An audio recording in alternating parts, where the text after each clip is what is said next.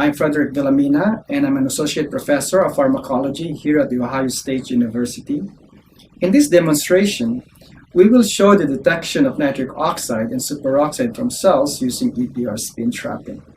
Reactive oxygen and nitrogen species have been implicated in the development of various diseases, and therefore their detection in biological systems is of paramount importance.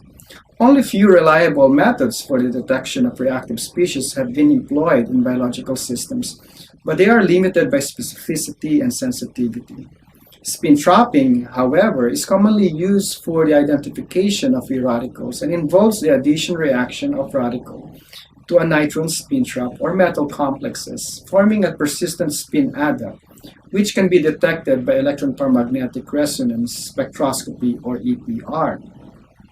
The various radical adducts exhibit distinctive spectrum which can be used to identify the radicals being generated and can provide a wealth of information about the nature and kinetics of radical production.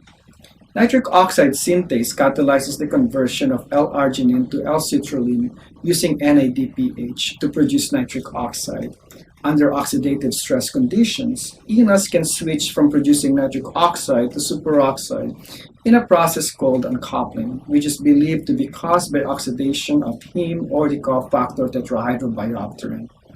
Nitric oxide regulation in biological system is important as it plays a critical role in cell signaling resulting in beneficial physiological functions such as vasodilation, but its overproduction is often associated with inflammatory conditions.